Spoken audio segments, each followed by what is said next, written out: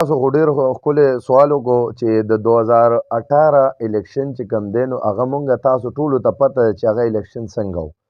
بهرحال زمونږ هغه پی ټي آی منم چې ډېر غټ لیډ سره ګټلی و، خو هغې نه پس چې د 5 کالو کې څه وشو نو په خودکشۍ ډېرې، بېروزګارۍ ډېرې، نوکرۍ نه، هېڅ شی نه. نو دا خلک ډېر هوښیار او ججان او وکیلان خلک دی. نو دا اوس خلک پوه دی، اوس نه دوکه کېږي. نو 2024 کې به انشاءالله چې زمونږ په 2018 کې 11,000 12,000 ووټو نو دې ځل به انشاءالله ترپل به انشاءالله. بالکل دا سوال کریکټ دی چې په 2018 کې مونږ سره یوت 10% به او 90% پی ټي آی سره منم. خو چون کې تاسو وګورئ په دې میډیا ان ثبوت دی او دغه دی زما سره یوت چې کوم دی زمونږ په پارټۍ کې زما رس خالی نه، هر رس زما شمولیت او هغه هم په شمولیت نه جلسۍ. نو انشاءالله دا د ټولو خلکو ته ښکاري چې یوت اوس نن سبا چا سره دی او د یوت نور هم خلک شته او زم یم د یوت کوارډینیټر یم. نو دا د خلکو نه پټه نه ده چې دې ځل یوت 2024 کې چا سره دی او چا سره څنګ په څنګ ولاړ دی. یوت چې کوم دی نو دا تاسو سوال وکړو، دا بلال ناظم صاحب دی، دی هم مخکې چې دی نو پی ټي آی کې و، مونږ سره نو او دا فرهاد دی زمونږ رور دی، دا امیر بای دی دی ټول چې کوم دی نو دا د پی ټي آی ګر او د جویای ګرو. نو اوس دې ځل دی ماله د رورۍ او د څنګ په څنګ د تلو لاس راکړی دی. دی وایي چې دا خو لا دا د مرګه پورې مونږ تا نه پرېږدو، لا معمولي خبره ده.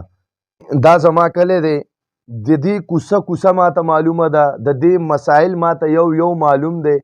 زمونږ دا ضلع صوابۍ ډېره محرومه حلقه ده.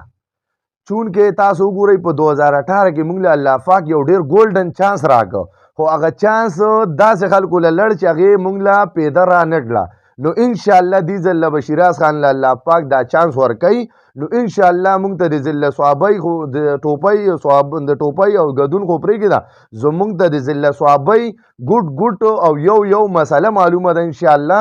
نو هغه مسلو له به مونږ خپله ځو، دی به مونږ پسې نه راځي، مونږ به خپله هغه حل کوو انشاءالله. زمونږ دا سوچ دی او مازغو کې هم کینولی دي، په زړه هم لیکلي دي، انشاءالله هغه مسایل به خپله حل کوو. مونږ ډېر ښکلی سوال یې وکړو د ډنډو د میټرو. دا زمونږ سیاست کې بلاتره خبره ده، زمونږ حق دی که زمونږ د ډنډو او د ټرانسفارمرو او د بجلو د میټرو دا خو زمونږ پراپرټي ورته ووایي، دا زمونږ ټیکس دی، زمونږ دغه دی، په هغې راځي او دا خو د بجلو والا کار دا به مونږ له لګوي.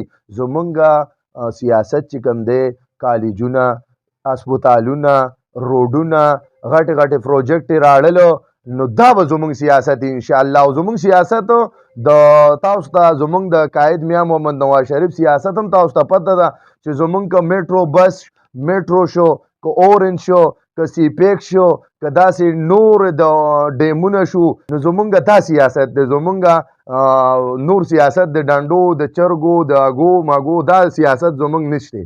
زه د خپل یوت ته دا پیغام ورکوم د دې ټول میډیا په شیشه او ستاسو په وساوت سره چې اوس نه خپل تیارې جاري ساتئ، کور په کور، ملګري په ملګري. دا ګولډن چانس دی چې دا درنه خطا نشي. او بله خبره په فرسټ ټایم د یوت دپاره مریم نواز چې کوم عزت او کوم سیسټم دې ځل له ورکړی دی او کوم پاور، نو زه د ټولو یوت له دا دغه ورکوم چې مونږ له دومره عزت راکړی دی، نو په کار مونږ له دا دي چې مونږ هغوی له دا عزت ورکو.